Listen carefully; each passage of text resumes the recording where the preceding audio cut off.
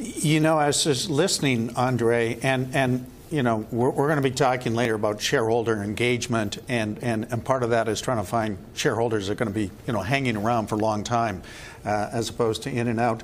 But it was interesting. You mentioned, you know, from your perspective, real estate, infrastructure, but there still is a fair amount of shorter term piece, even amongst the institutional, big institutional investors out there. Well, I think you can argue that all of our private or significant proportion of our public holdings is short term. And even depending on how you define long term, whether, you know, private equity is long term or medium term or short term, but 5 to 7 years is not a long term in an institution like ours that have long term liabilities and are therefore, you know, to perform a public service for a long period of time. And it's interesting. Once again, the work that CPPIB and McKinsey did, they said one of the fixes is, you know, these big institutional investors need to change the investment beliefs, the timeframes and this stuff. Obviously early yet, but you think that's, David, you sort of rolled your eyes a bit there, but your thoughts on that? You know, well, how do you move from... Well, I don't think you can. You have to hold people accountable for their performance, or we just sort of randomly select equity pickers. Maybe that's a better idea, is sort of put out an ad. People, please apply to the CPPIB to become our equity analyst. It's random anyhow. But we typically believe in expertise, so we go out and we hire people, and we hire them from firms like Goldman Sachs, and they're paid quite handsomely, and they're paid for performance. And then how do you decide on their performance? 1 month, a quarter, a year, 2 years?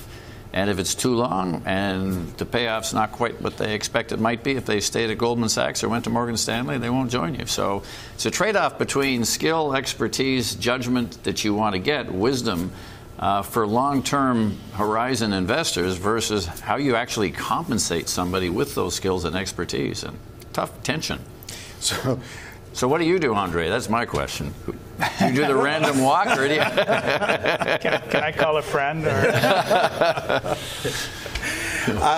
You know, I wanted to go there next as a compensation. You know, and it was interesting. Andre said a lot of for the short term, because it's aligned what they're trying to do at short term compensation. But how much of the fix here is to actually change those compensation structures? Really lengthen them out in terms of time frame. You know, there's all sorts of talk about clawbacks and holding periods afterwards that, you know, because of excess risk taking, and some of that's finding its way in the system. But how much of the fix and do you think is really out there to get to a longer term perspective on the compensation arrangements?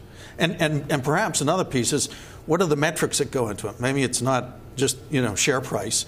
There's some other things that actually might change the dynamics on the behavioral aspects on this. Maybe I could probably jump into that first. If you look at the way the governance advisory firms, for example, determine compensation for management and really to vote on your say and pay, they look at the 3 to 5 year TSR. Okay, now is that long term? That is not long term. So when you look at how management is compensated as well, for example, every single year, at the end of the year, you meet with your team and you look at the performance of the business and you pay people. That's how portfolio managers are compensated. That's how executives of public companies are compensated. So if you compensate people on that basis, they're inclined to think, and they must think short term, right? But if you now say to someone that this is how much you're going to get just for showing up to work, but over a 10-year period of time, if the company performs this way, because you now have defined in your team what long-term is for your company, but if over a 10-year period of time we do this performance, this is how much your compensation is going to be. And I don't see any reason why public companies really can't take that approach, because it's all about communicating that philosophy to your investors, so that your investors know that in year 10, if you get paid exactly X amount of money from years 1 to 10, and year 11, you're now going to get $20 million. When your say and pay is presented to investors, you shouldn't get a no vote on your say and pay, because you have communicated your strategy to investors over that period of time. And the problem that a lot of companies have is that they fail to communicate their long-term strategy or even define what long-term strategy is for that company? Compensation is such an enormous issue, certainly from a director's point of view, but the tying of long-term and compensation and share price value and the alignment of interest in that is the key. You get what you pay for, and if you hang the carrot in the right place, then the company will perform. It's over and over. You get the right people that know absolutely what they're doing and are properly compensated, aligned with the share value, then it'll win. What falls apart is you see compensation that's not tied to share price.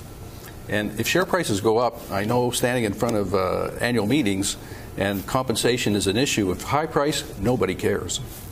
But when it does, when the share price is not down or other metrics that you're tying in both relative and absolute terms do not measure up, then of course people care, and it's right that they should. So here's where boards need to really be tough about this, and that is pay for performance for real and long-term performance. That is a deferred compensation component that ties people to the company for a long period of time. Go ahead, Andre. I would say, and maybe it's a topic for another of your series, but I think that the companies will also face an interesting challenge with the new generation of millennial, and nobody on this panel can really talk about it. But I think that when you tell one of these the younger people in our organization, you have to work 10 years to really see the value of your money. Everybody's looking at you and say, well, no, this is way too long for me. I don't know if I'm going to be here in 10 years. And what we've looked at everywhere I've worked recently is that, the value of this long-term incentive payment is completely discounted by this new generation of people. And so I think it's going to be a huge challenge if you try to, have the right measurement period to incentivize those young people. I think there's a big difference between investors, where Andre's world is, portfolio managers and how they're managed relative to index or what the benchmarks are, versus companies and management of companies that are operating businesses. And those are the ones you want to make sure that they're tied in for the long term of the value. Dealing with short term for compensation in portfolio managers or investors, that's tricky, because you've got how to get the long-term average returns over a long period of time, and dealing with the closet indexers and where you set that bar, that's a big factor there. It strikes me, though, if you don't solve that issue in terms of the investors and their time frame and payout, if you don't fix that, you're never going to be able to fix, the piece in the corporation. So it seems to me you need to align both those constituents. That's a great point. If you're going to really make this happen, and I understand the challenges of making it happen, but until you change the fundamental mindset, because you're right, the millennials, everything's pay now, 10 years of CEOs, until you change those things and someone takes the leadership on that, I have a feeling we'll be talking about this in the next 10 years and have the same sort of discussion. Another example of unintended consequences of good intentions, right? We decided that it was a great idea a few years back that everybody should disclose their pay. Yeah. And then it became, well, gee, I'm underpaid here. And I think it was Warren Buffett said that gave rise to a consulting firm that was known as Pay More, Pay More, and Pay More, in order to compensate for the disclosure. So that was an unintended consequence of something that was intended, I believe, to help governance and longer-term returns and get you away from short-termism, but didn't quite work out that way. But those investors that you're referring to, Don, those are the investors who now invest in dual-class companies, because they know that they can't influence the changes that they want to put in place on a short-term basis. They know that this is going to be long money that they're going to put behind these investors. So yes, you do have those different classes of investors. Those who would say, I will never touch a dual class structure because I can't influence the management and the change. And then those who go, I want to invest in those widely held companies because I can influence changes when things aren't going my way. And I know this statement is controversial, but I don't really believe that your widely held public company it can think long term.